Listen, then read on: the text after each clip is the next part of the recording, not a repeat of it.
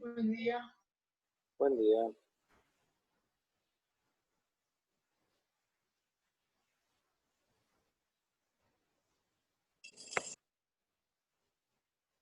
Día. Buen día.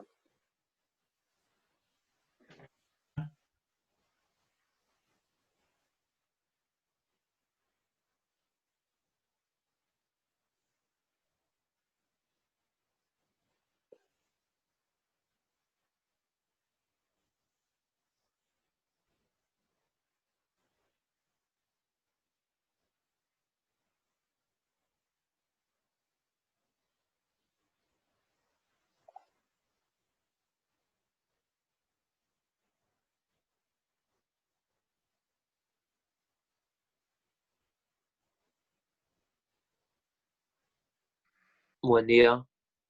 Buen día.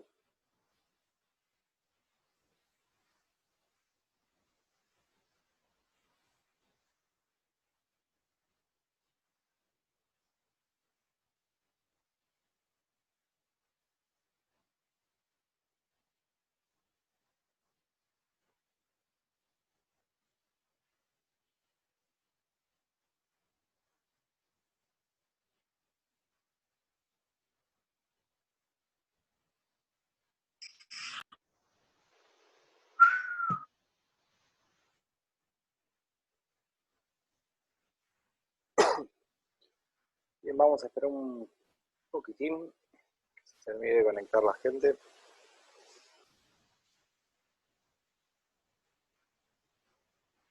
¿Cómo andan? ¿Alguna novedad?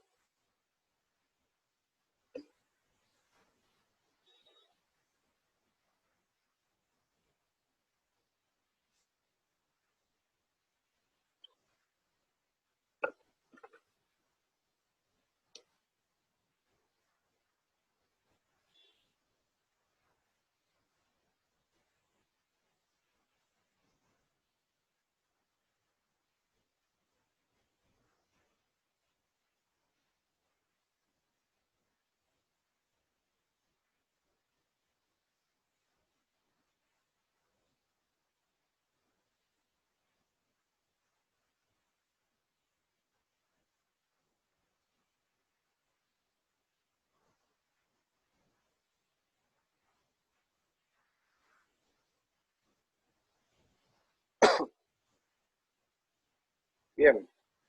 ¿Me escuchan? ¿Todo bien? Buenísimo. Sí, sí, se te escucha. Perfecto. Les comento un poco. La idea de hoy es que podamos aclarar cualquier duda que haya, ¿no? En cuanto al trabajo que tienen que entregar hoy. Eh, Dicho sea de paso, tienen, ¿no? Hasta todo el día para subirlo. Yo me voy a fijar mañana los trabajos, así que si alguien lo manda a 23:59 no tengo ningún problema en todo el día. Para los que ya lo mandaron, vi que había algunos que ya habían subido. Eh, Cualquier cosa que hablemos hoy que les haga decir, me equivoqué en tal pregunta o la quiero modificar un poco, pueden volver a subirlo, no hay ningún problema. No es que ya lo mandaron y ya está, así que les debería servir a todos un poco la idea.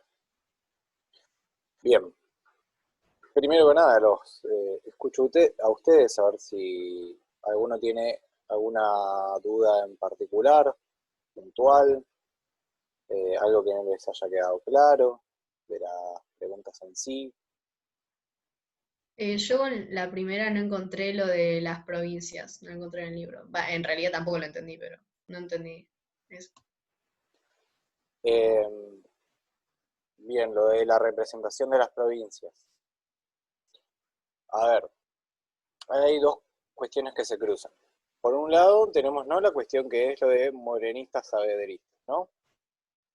Eh, Mientras unos quieren tomar un camino un poco más moderado, podríamos decir, o más lento, de ver cómo se desenvuelven las cuestiones, ¿no? De no declarar la independencia de una, de ver qué pasa, de tratar de mantener, ¿no? Como abierto el diálogo, podría decirse, con la metrópoli.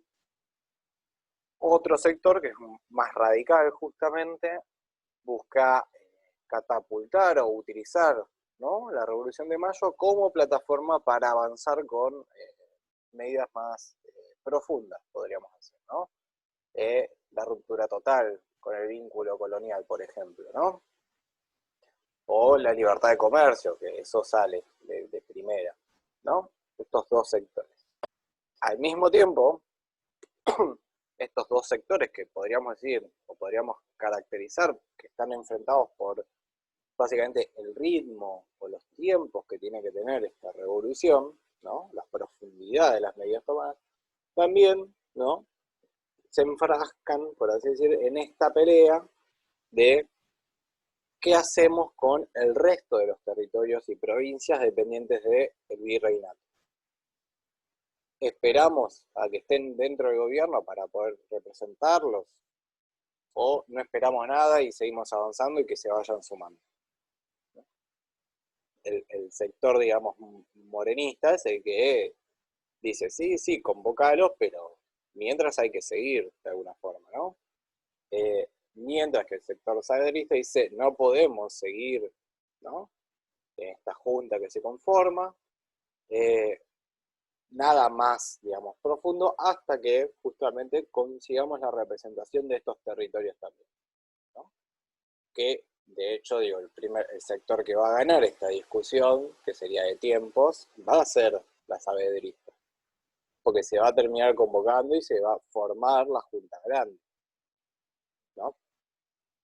¿Está bien? Entonces, de alguna forma, hay una discusión que es sobre los tiempos de la revolución, o sea, hasta qué tan rápido la desarrollamos, ¿no?, estas posiciones tal vez más antagónicas o más radicales, que confluye con esta discusión de qué hacemos con el resto de los territorios, básicamente. Para el sector morenista, en todo caso, se puede pensar que la Junta elegida en Buenos Aires, mientras no estén los representantes de las provincias, las está representando. El sector saavedrista va a decir, no, la está representando porque la junta que elegimos acá es una junta que fue elegida por los vecinos de Buenos Aires. No puede representar a el cabildo de Salta. Entonces no puede, digamos, tomar decisiones y después esperar que Salta las apruebe así nomás. No, hay que esperar que venga alguien de Salta y participe en la discusión. Un poco va por ahí.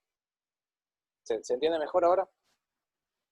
Es esta discusión la de la representación, no es otra cuestión profunda ni rara.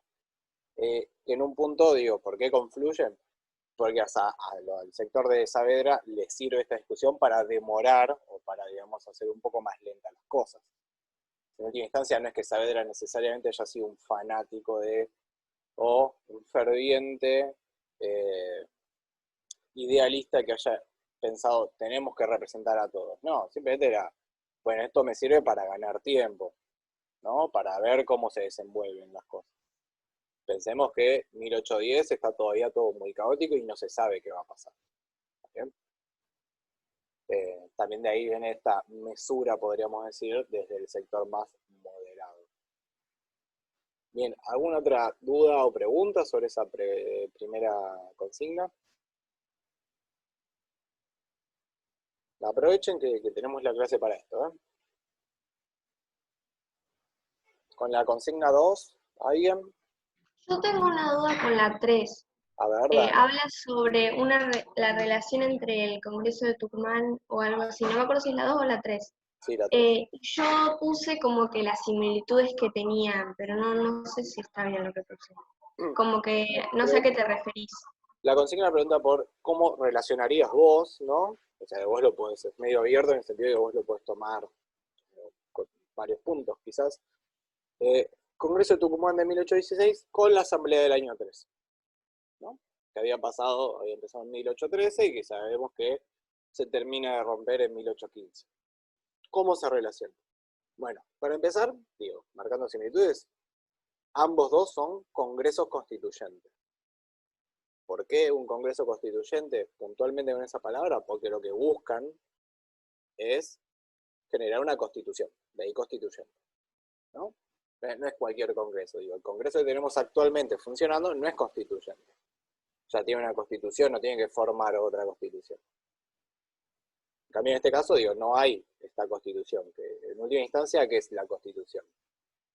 Es el cuerpo duro legal, ¿no? De normas que van a regir el territorio. Después se pueden votar más leyes o reformas de esa constitución, donde se van básicamente, no sé, sumando más cuestiones, pero la constitución es como la ley suprema. De ahí viene su importancia, ¿no? Si ustedes trabajaron en cívica, no lo sé, el año pasado o en algún momento, no sé, trabajaron con los contractualistas, no sé, Rousseau, Locke, Hobbes. Bueno, cuando lo vean en algún momento, cada escuela lo da en diferentes momentos, van a ver, ¿no?, de dónde viene esta idea de la necesidad de una constitución. Pero más allá de eso, la idea es que primero los dos son congresos constituyentes. Sabemos que el de Tucumán termina haciéndolo, no en Tucumán, ya en Buenos Aires, en 1819, logra, ¿no?, hacer una constitución. Después, que si esa constitución se aplica, si falla, si está bien o no, es otro tema, pero la logra redactar. Mientras que el de la Asamblea del año 13, sabemos que no. Se disuelve antes de poder hacer la Constitución. Primero ahí, ¿no?, la relación clara en términos de este objetivo de Constitución. Por otro lado, la Asamblea del año 13 fue convocada con la idea también de declarar la independencia. Era una tarea, al menos un sector quería que fuera así. Sabemos que tampoco se logra eso. Eso sí se logra en el de Tucumán en 1816, ¿no? Que justamente las cuestiones, las dos, ¿no?, cuestiones más importantes tal vez, o más conflictivas, que eran independencia y constitución, que eran la tarea de la Asamblea del año 13, dentro de otras, fallaron el Congreso de Tucumán, ¿no? Este segundo Congreso Constituyente sí lo logra hacer, ¿no? Digamos, esa relación es la más obvia. Después pueden ver otras relaciones, ¿no? Digo, en la Asamblea del año 13 pueden ver que están, por ejemplo, tiene diputados de la banda oriental en un principio, pero después no, por las peleas, ¿no?, políticas, que tienen representación del litoral, pero después también se van con Artigas y dejan de participar en la Asamblea del año 13, ¿no? Y en el Congreso de Tucumán ya ni siquiera aparecen estos territorios, ni siquiera mandan diputados. No es que van, pero después se van porque diferencias políticas, ni siquiera participan. Después pueden ver, no sé, en la Declaración de Independencia, en el primer momento del Congreso de Tucumán, participan territorios del Alto Perú, ¿no?, que declaran la independencia, pero sabemos que después, digo, no van a formar parte de Argentina, o sea, y eso lo pueden hacer un vínculo con la Asamblea del año 13, ¿no? Por ejemplo, ¿no? Estoy dando ideas, ustedes pueden tomarlas o no. En la Asamblea del año 13 una de las cosas que sí se llega a reglamentar es el fin de la encomienda, de la mita, del llanaconazgo, son todos regímenes laborales que básicamente perjudicaban mucho a la población indígena, ¿no? Eso en el año 13. Y después ves que en el Congreso de Tucumán de 1816 están representados territorios mayoritariamente habitados por indígenas. Entonces, podés ver una relación ahí, no sé.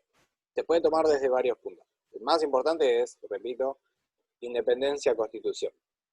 Esas dos claves. Ahí se relacionan. O sea, el segundo Congreso Constituyente, que empieza en Tucumán, después se muda a Buenos Aires, está convocado para cumplir lo que la Asamblea del año 13 falla. ¿Por qué logra cumplirlos? Y tal vez porque justamente las posiciones federales, que sí están en el año 13, en la Asamblea del año 13, en el Congreso, digamos, de Tucumán y el otro, y después en Buenos Aires, ya no están tan representadas, ni siquiera participan. Entonces, hay menos discusiones internas en el Congreso. Pero bueno, también por eso después falla, porque tiene poca representación. ¿Alguna otra pregunta, duda?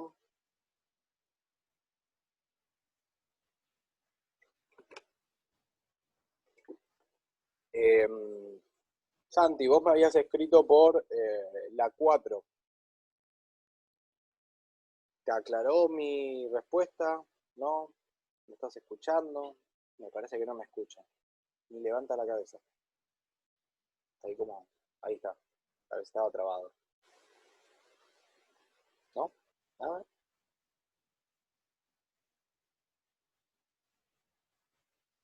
Bueno, supongo que le respondí la pregunta y no quiere comentar nada ahora. Después, sobre las discusiones que se dan al interior de la Asamblea del año 13, ¿no? En la pregunta 2. ¿Nadie tiene ninguna duda con esto, con esta posición de centralismo y federalismo? ¿Queda clara? Digo, me parece bastante importante que puedan contestar esa cuestión bastante bien, al menos identificarla bien, porque es algo que después vamos a ver en el futuro, ¿no? Como que va a continuar en el tiempo. Por eso pregunto, y por eso me importa que la 2 esté bien trabajada esa consigna. Yo no encontré por qué se separa la asamblea, por qué se disuelve, no encontré. No, básicamente se disuelve por el desgaste. A ver, vos tenés que, empieza, ¿no? Con todo, y empezás a ver que ya desde el primer momento que había empezado con todo, ya empieza a haber resquemores, ¿no? Ya empieza a haber discusiones internas que empiezan a desgastar posiciones. En ese desgaste se conforman estos dos bloques bien separados. Los que están a favor de la centralización del poder político, ¿no?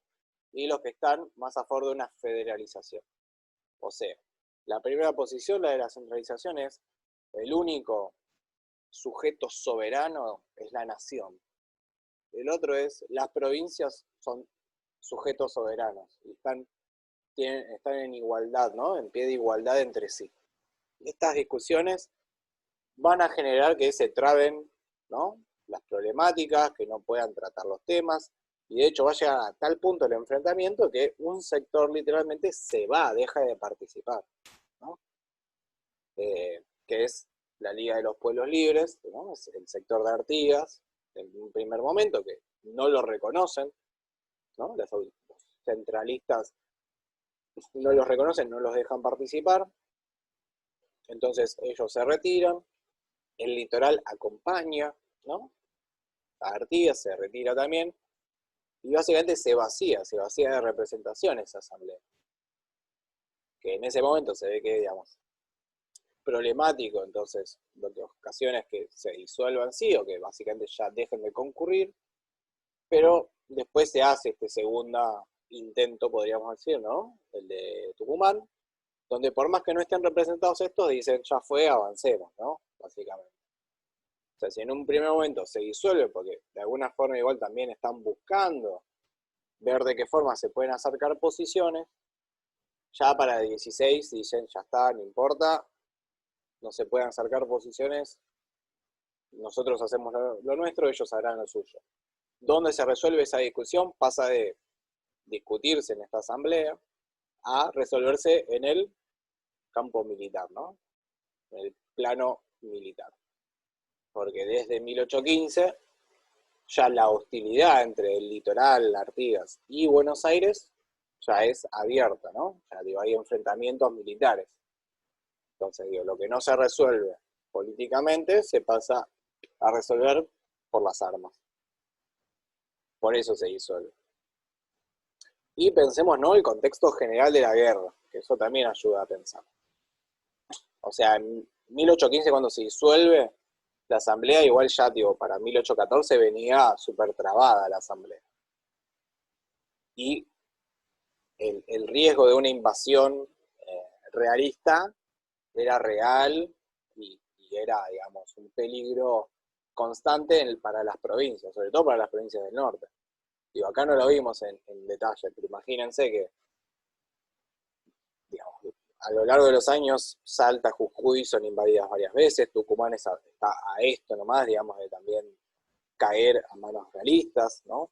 Todos los representantes de esas provincias que estaban en la asamblea, digo, ¿cómo participan mientras Jujuy está siendo invadido? Es como medio raro la situación. Como no podés, digo. Sí, bueno, ahora voy a ir a Jujuy a ver si aprueban esto que estamos charlando. No, no puedo ir porque Jujuy está invadido, ¿no? Imagínense ese panorama. No un contexto propicio para seguir las discusiones de cómo hacer una constitución. Digo, hay problemas más apremiantes, podríamos decir. Bien. ¿Alguna otra cuestión? ¿Duda? ¿Pregunta? No sean tímidos. Consulten. Aprovechen.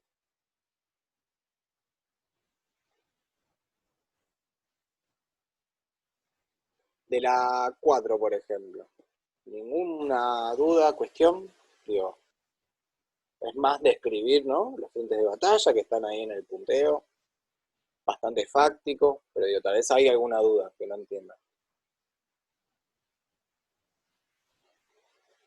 No. Bueno, perfecto. Digo, queda claro que, digo, en la 4 lo que tienen que de alguna forma marcar son el frente norte, ¿no? Con sus idas y vueltas y su estabilización, podríamos decir, a partir de 1815.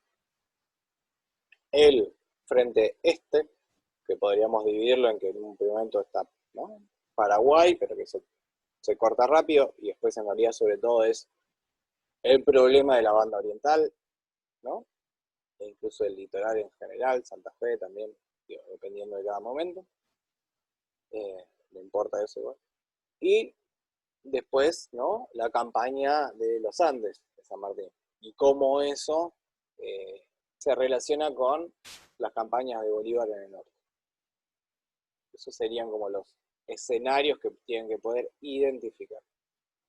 También es súper molesto, ¿no? Es como pura historia fáctica que podrían, digo, en cualquier momento buscarlo en Wikipedia. ¿Para qué les pregunto esto? Bueno, para que quede reflejado acá, que entienden cuál es el contexto militar detrás de todo esto, porque si no, en realidad, lo que pasa es que no terminamos de entender por qué el Congreso en Tucumán, por qué la Asamblea del año 13 se disuelve, ¿no? ¿Está bien? Ese contexto militar explica de alguna forma todos los idas y vueltas de todos estos eventos históricos, ¿no? Dicho sea de paso, ¿por qué se decide Tucumán como para hacer el Congreso? Bueno, es una, ¿no?, una muestra de fuerza de que la guerra es una amenaza y deciden hacer el Congreso en Tucumán en vez de en Buenos Aires, ¿no? Como para demostrar cierta fortaleza, ¿no? Es como si fuera campaña publicitaria o propaganda, podría pensarse, ¿no? Como cuando, no sé, hay un desastre natural y va el político de turno, el que sea, el gobernador o el que sea, y se pone las botas y el casquito y va ahí y camina a la zona del desastre natural y vos decís, oh, mirá qué fuerte, mirá qué decidido que está el político. Lo mismo, ¿no? La hacen en Tucumán para decir, acá estamos, mírenos, qué importante. Ok, a Ignacio se le fue el wifi. Bien, si no hay ninguna duda sobre esto, les comento un poco, ¿no?, con qué tema vamos a continuar. Y vamos a empezar a ver hasta que lleguen las vacaciones. Aclaración, digamos, el trabajo de hoy sería el último a evaluar, valorar los términos que pongamos, sea numérico o no, del cuatrimestre este, porque digo, cierra el 30, ustedes lo mandan, yo lo corregiré y digo, no hay tiempo para otra valoración, sería un poco una locura. Estoy ahogando. Les comento un poco. Ya subí la actividad, la de la 11, la tienen ahí en el campus. Hasta ahora nosotros lo que vinimos trabajando son la unidad 1 y 2 del programa, en realidad, ¿no? Que se centran sobre todo en los sucesos que suceden en América, ¿no?, y en el Río de la Plata. La unidad 3, que es lo que estaríamos empezando a trabajar, yo no estoy mandándolo en esos términos porque a veces el programa se tenga que achicar, vamos viendo cómo se van valorando los contenidos por la eventualidad, ¿no?, esta de la cuarentena, pero digo, lo que se ubiquen más o menos. Nos vamos un poco de América, lo dejamos ahí, ¿no? Después lo vamos a retomar y nos vamos hacia Europa, ¿no? Vamos a ver qué pasaba, qué contexto es ¿no? Que está sucediendo en Europa, que da un contexto global a todo esto que estamos viendo. Pregunta, ustedes, el año pasado, ¿llegaron a trabajar la Revolución Francesa, al menos de nombre? Sí, creo que sí. Te nombro un poco, sí. Algunos dicen que no, algunos dicen que sí. O sea, Creo, capaz creo que la la sí y el B no. Para mí la nombró, pero no, no me para importa. mí claro, para mí la nombraron, pero como que no hablamos casi nada. Claro, en detalle. Bueno, no importa. La cuestión es, digamos, porque el programa en sí, lo que estipula el Ministerio y Blas, como Revolución Francesa habrían visto el año pasado, que casi nunca se llega a dar, pero bueno. Y, digamos, se retoma a Europa en el contexto post Revolución Francesa y post Napoleón Bonaparte, que es un proceso de restauración monárquica, revoluciones liberales y revolución industrial. Revolución industrial, tal vez sí llegaron a ver algo, no suena de nombre. Más en tecnología igual, creo eso. Bueno, está bien, sirve, todo sirve. Pero bueno, ¿no? Entonces, digamos, ese es el contexto europeo que deberíamos trabajar, ¿no? Si yo les empezara a dar bien la Revolución Francesa, nos tomaríamos, no sé, 4 o 3 clases. Es imposible llegar a tiempo. Así que, digamos, no vamos a encargarlo por ahí y vamos a encargarlo por otro lado. Igual vamos a ver este periodo. Pero para que sepan, cualquier cosa que queda en medio en el tintero sobre la Revolución Francesa, yo se los pondré acá oralmente, o veremos en un futuro tal vez otro material para trabajarlo muy puntualmente y esquemáticamente. Pero les cuento, digamos, qué vamos a trabajar, o con qué material vamos a trabajar también, ¿no? Momentáneamente irnos a Europa. Vamos a trabajar con un autor que se llama Eric Hobsbawm, ese nombre, que es un historiador inglés, tal vez les suena, tal vez no. Un historiador famoso, ¿no? Del siglo XX, bastante importante, que tuvo mucha influencia en la historia actual, incluso diría. Puede ser como tal vez una lectura pesada por momentos, pero en realidad es de lo más bastante light en algún sentido, y yo voy a tratar de que sea así. Además, voy a seguir haciendo estos punteos para que ustedes, digamos, puedan encarar el material de una forma tranquila. ¿Cómo vamos a arrancar con este sujeto? Bueno, él tiene un libro llamado La Era de las Revoluciones, justamente, que es de este periodo, ¿no? Desde Revolución Francesa, básicamente, la Restauración y Revolución Industrial. Y lo que yo les dejé, como para la clase que viene, trabajemos bien, pero yo ahora ya les adelanto un par de cosas, en realidad es la introducción de este libro, ¿no? Del señor Eric, donde básicamente plantea él, en esta introducción, un concepto que nos sirve mucho para pensar este periodo europeo, que podríamos decir que va de 1790, 1789 en realidad, hasta 1848, ¿no? Para que se ubiquen en el tiempo, que es un concepto que es el de la doble revolución. ¿Bien? Repito, doble revolución. Eso ya nos da a entender que está hablando de dos revoluciones. ¿Cuáles son estas dos revoluciones de las que nos está hablando? Que van a imprimir un carácter propio, para él muy importante, ¿no? En la historia europea de este momento. Son, por un lado, la Revolución Francesa, ¿sí? Por eso les preguntaba, y por otro lado, la Revolución Industrial. La Revolución Industrial la vamos a trabajar más en detalle nosotros, igual, porque en realidad es un poquito después, es más sobre el final de este periodo.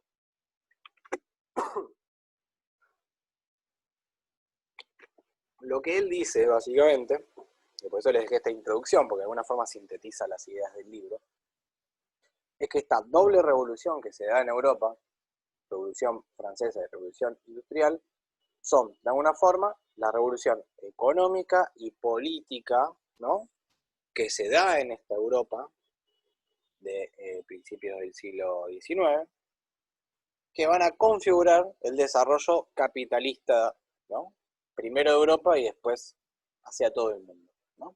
De ahí viene la importancia de este periodo, ¿no? Es un periodo de transición, podríamos decir, entre edad moderna y edad contemporánea, y básicamente se van a desarrollar la gran mayoría de las instituciones más importantes que tenemos hasta el día de hoy en este periodo. Para pensar, por ejemplo, va a ser el momento del gran surgimiento ¿no? del capitalismo, que es el sistema económico sobre el cual seguimos viviendo, ¿no? Hasta el día de hoy, ¿no? Surge acá, en este momento. O viene surgiendo, pero digo, acá se cristaliza y ya digo, se establece. Por otra parte, desde el lado más político, es el momento en donde se empieza a trabajar ideas de la democracia, ¿no? Ya lejos de esta idea, ¿no? Que ya habrán trabajado en primer año de democracia en Atenas, que todos sabemos que esa no es la democracia, digo, como la pensamos hoy en día, sino más entendiéndolo como actualmente, bueno, la idea esta de democracia, y sobre todo, y más importante, la idea de república, ¿no? Las repúblicas. Después, ideas de nacionalismo, ¿no? La idea de la nación y del nacionalismo como tal no existen desde siempre, surgen en un momento. Bueno, surgen en este momento en Europa, ¿no? Por otra parte, como surge el nacionalismo, también empiezan a surgir lo que nosotros llamamos estados-nación, ¿no? Que supongo que ya habrán hablado o escuchado hablar de estados-nación, ¿no? ¿No? Argentina sería un estado-nación. Bueno, esta idea surge en este momento, en Europa, puntual. Estados existen, obviamente, pero no es lo mismo un estado así nomás que la idea del estado-nación. Igualmente se consolida este estado que se viene dando desde el siglo XV más o menos en Europa, de estado centralizado, se viene dando, bueno, se cristaliza y ya se establece definitivamente como la organización social en esta época, ¿no? Básicamente lo que plantea este historiador Erich Hobsbawm es que este proceso de expansión europea que se empieza a dar desde finales del siglo XV, que se puede entender, ¿no? Que empieza con la conquista de América, por ejemplo, ¿no? Y el desarrollo que se va dando de este proceso de colonización, de conquista, justamente termina, ¿no? Como de cristalizarse y consolidarse en el siglo XIX, ¿no? Y que justamente va a dar las características más importantes de lo que nosotros llamamos la edad contemporánea, que básicamente es esta primacía, podríamos decir, de la cultura y los estados europeos sobre el resto del mundo, ¿no? Entonces, repito, ¿no? Es este momento de transformaciones políticas y económicas que las vincula a esta doble revolución, que sería la revolución industrial que sucede en Inglaterra, y la revolución francesa, ¿no? Que sería la pata política de los cambios, que, como dice el nombre, pasa en Francia. Y, digamos, de alguna forma, lo que me importa que ustedes tengan, siempre, digamos, ahí como en mente, en todos estos temas que vamos a trabajar de Europa, es que muchas de las cosas que damos por supuestas, ¿no? Contemporáneas nuestras, no salen de un repollo o no existen desde hace 10.000 años atrás, sino que se configuran en este momento puntual europeo. ¿Está bien? Por ejemplo, la idea de libertades individuales, ¿no? De derechos políticos, que de alguna forma incluso son el puntapié de después pensar derechos humanos universales, ¿no? Esta idea de un derecho político universal para todos los humanos. Bueno, eso es producto de la Revolución Francesa. Antes de eso tenemos un panorama donde tenemos, ¿no? Si ustedes se acuerdan algo del año pasado, feudalismo en historia, tenías señores feudales, tenías el clero y tenías un montón de campesinos y siervos que no tenían derecho de nada, básicamente, ¿no? Bueno, Revolución Francesa viene a cuestionar eso, a poner patas para arriba toda esa idea, ¿no? Por eso, ¿no? Digo, bastante importante. Se empieza a dejar de pensar en súbditos, o sea, personas que viven en un reino y le deben lealtad a un rey, para pensar en ciudadanos, ¿no? Todos somos iguales, ¿no? Piensen, ¿no? El impacto que tiene hasta el día de hoy, que seguimos utilizando estas palabras de ciudadano, por ejemplo. El impacto de la Revolución Francesa se siente hasta el día de hoy. Por ejemplo, habrán escuchado hablar, ¿no? De políticos de izquierda, políticos de derecha, políticos de centro. Bueno, estas ideas se dan al calor de la Revolución Francesa, donde había justamente personas que literalmente se sentaban en la izquierda, otros en la derecha, y de ahí quedaron esas ideas o esa forma de llamar, ¿no? Los radicales estaban a la izquierda, entonces quedó que la izquierda es radical revolucionaria, los conservadores estaban más a la derecha y ahí quedó esa idea, ¿no? Son lenguajes políticos que heredamos, ¿no? Lo mismo podríamos decir del impacto de la revolución industrial. La revolución industrial es el gran salto, ¿no? Que termina de configurar el capitalismo como sistema económico. Vamos a ver la introducción, ¿no? Por ejemplo, de combustibles fósiles. Antes de la revolución industrial teníamos que, la gente se movía a caballo, a animales, ¿no? Con la fuerza humana. Bueno, la revolución industrial es, mirá, quemo carbón, hago vapor y este vapor está impulsando una máquina que va a hacer que todo sea 10.000 veces más rápido y más fácil, ¿no? Y eso trae consecuencias. Al mismo tiempo es la configuración o la estabilización de la idea de fábricas, la idea de maquinarias que multiplican la productividad. O sea, el capitalismo no sale necesariamente de la revolución industrial, pero de la revolución industrial es ese salto que le da para que se consolide como el sistema económico imperante.